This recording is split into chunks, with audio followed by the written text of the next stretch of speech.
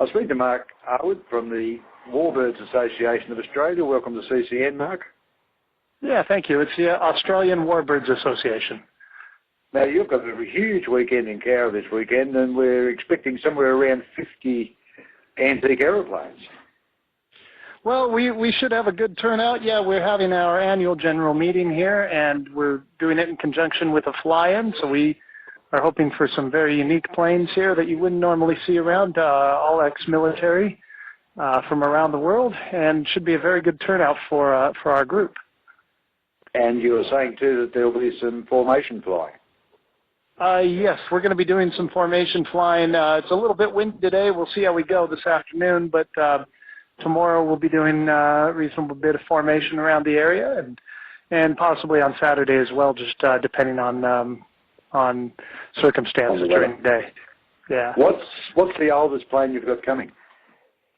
The oldest would be, we've got some World War II trainers here, and we're going to have a just post-war F4U-5 Corsair that'll be here today, and it'll be here until tomorrow, then departs tomorrow afternoon.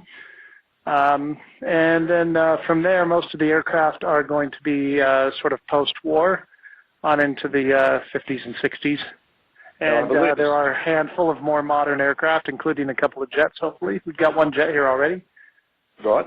Now, I believe some of them are marked up as warplanes, too, with their proper livery.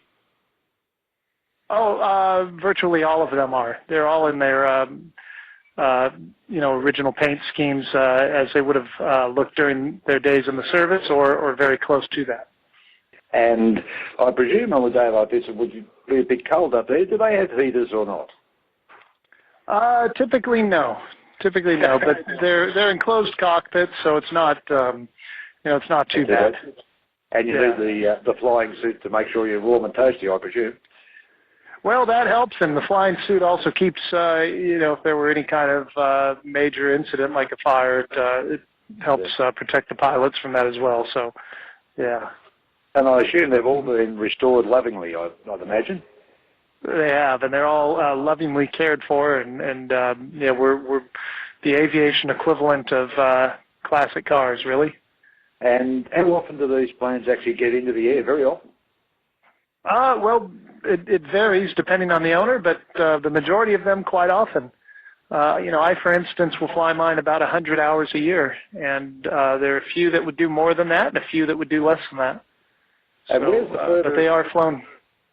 Where's the furthest one come from? Probably southeast Queensland, and the majority of the aircraft are from either Victoria or New South Wales, and then a handful from Queensland. We have one that is coming across from Darwin on its way to Melbourne. That's a long way. That's a long way. We also will have one or two members that will be coming across from Adelaide. Right, and this is what, the third time you've had this event here? Well, the Antique Airplane Association has had their events here, and they're a sister organization. We have a lot of overlap in terms of members and a lot of common interests. So they're a little different in the sense that their aircraft aren't necessarily ex-military, whereas ours are ex-military. But they've had their fly-ins here a couple of times, and then we're happy to be here as well. And what's the attraction of Cowra? Well, Cowra is a nice central location, and most importantly, it's a welcoming community that is happy to have us here. So it's that's a big part of the thing. There's wide open spaces. It's got good facilities, a good airport, and it's a testament to the community that you've maintained the facilities and kept them up to this degree, and that you guys are an inviting group out here. Well, thank you very much, and So I hope you're going to keep coming back. We hope so too. Yeah.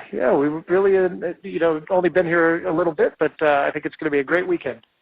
Okay, thank you very much for sharing that. Yeah, no worries. Thank you. Bye.